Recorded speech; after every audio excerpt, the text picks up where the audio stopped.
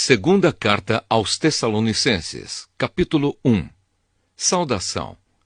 Eu, Paulo e Silas e Timóteo escrevemos esta carta aos irmãos da igreja da cidade de Tessalônica, irmãos que estão unidos com Deus, o nosso Pai, e com o Senhor Jesus Cristo. Que a graça e a paz de Deus, o nosso Pai, e do Senhor Jesus Cristo estejam com vocês. O juízo final. Irmãos, sempre temos de dar graças a Deus por vocês. Para nós é certo fazer isso, porque a fé que vocês têm está crescendo cada vez mais e o amor que vocês têm uns pelos outros está se tornando cada vez maior. É por isso que nas igrejas de Deus falamos com orgulho sobre vocês. Nós temos orgulho de vocês por causa da paciência e da fé que vocês mostram no meio de todas as perseguições e sofrimentos. Esta é uma prova de que Deus é justo na sua maneira de julgar. Como resultado disso, vocês se tornarão merecedores do seu reino pelo qual estão sofrendo. Deus fará o que é justo. Ele trará sofrimento para aqueles que fazem com que vocês sofram e dará descanso a vocês e também a nós, que sofremos. Ele fará isso quando o Senhor Jesus vier do céu e aparecer junto com os seus anjos poderosos no meio de chamas de fogo para castigar os que rejeitam a Deus e não obedecem ao Evangelho do nosso Senhor Jesus. Eles serão castigados com a destruição eterna e ficarão longe da presença do Senhor e do seu glorioso poder. Isso acontecerá naquele dia, o dia em que ele vier para ser louvado por todo o seu povo e para receber homenagens de todos os que creem. Vocês também estarão entre eles, pois creram na mensagem que nós anunciamos. É por isso que sempre oramos por vocês, pedindo que o nosso Deus, que chamou vocês para a nova vida, faça com que sejam merecedores dela. Pedimos também que Ele, pelo seu poder, realize todos os desejos que vocês têm de fazer o bem e complete o trabalho que fazem com fé.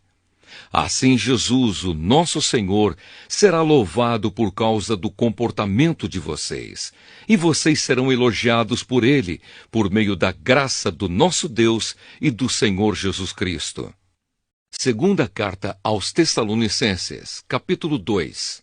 A revolta, o perverso e a misteriosa maldade.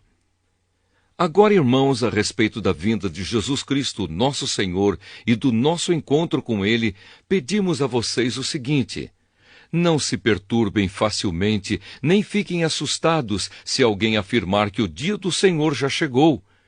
Talvez alguém diga que nós tenhamos afirmado isso enquanto profetizávamos ou anunciávamos o Evangelho ou que escrevemos isso em alguma carta. Não deixem que ninguém os engane com nada disso, pois antes desse dia terá de acontecer a revolta contra Deus e terá de aparecer o perverso que está condenado a ir para o inferno. Ele será contra tudo o que as pessoas adoram e contra tudo o que elas acham que é divino. Ele vai se colocar acima de todos e até mesmo vai entrar e sentar-se no templo de Deus e afirmar que é Deus. Por acaso vocês não lembram que eu lhes disse tudo isso quando estava com vocês? E vocês sabem também que existe alguma coisa que não deixa que isso aconteça agora. Porém, no tempo certo, o perverso aparecerá. A misteriosa maldade já está agindo, mas o que está para acontecer acontecerá somente depois que for afastado aquele que não deixa que isso aconteça. Então o perverso aparecerá e o Senhor Jesus, quando vier, o matará com um sopro e o destruirá com a sua gloriosa presença. O perverso chegará com o poder de Satanás e fará todo tipo de falsos milagres e maravilhas, e enganará com todo tipo de maldade os que vão ser destruídos. Eles vão ser destruídos porque não aceitaram nem amaram a verdade que os poderia salvar. Por isso Deus envia o poder do erro para agir neles, a fim de que acreditem naquilo que é falso. O resultado disso é que serão condenados todos os que não creem na verdade, mas têm prazer no pecado. firmeza e fidelidade. Irmãos, sempre devemos dar graças a Deus por vocês, a quem o Senhor ama, pois Deus os escolheu como os primeiros a serem salvos pelo poder do Espírito Santo e pela fé que vocês têm na verdade, a fim de tornar vocês o seu povo dedicado a Ele. Foi para isso que Deus o chamou, por meio do Evangelho que anunciamos, a fim de que vocês tomem parte na glória do nosso Senhor Jesus Cristo. Portanto, irmãos, fiquem firmes e guardem aquelas verdades que ensinamos a vocês, tanto nas nossas mensagens como na nossa carta. Que o próprio Jesus Cristo, nosso Senhor, e Deus, o nosso Pai, que nos ama e que na sua bondade nos dá uma coragem que não acaba e uma esperança firme, encham o coração de vocês de ânimo e os tornem fortes para fazerem e dizerem tudo o que é bom. Segunda carta aos Tessalonicenses, capítulo 3. Orem por nós. Finalmente, irmãos, orem por nós, para que a mensagem do Senhor continue a se espalhar rapidamente e seja bem aceita, como aconteceu entre vocês. Orem também para que Deus nos livre das pessoas más e perversas, pois nem todos creem na mensagem. Mas o Senhor Jesus é fiel.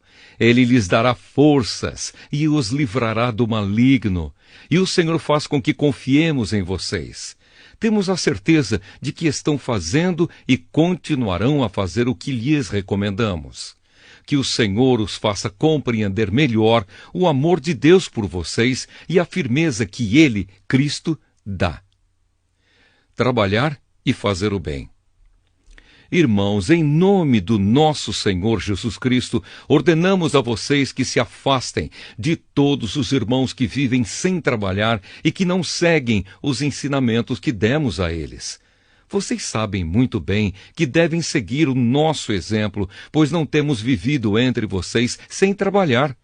Não temos recebido nada de ninguém sem pagar. Na verdade, trabalhamos e nos cansamos.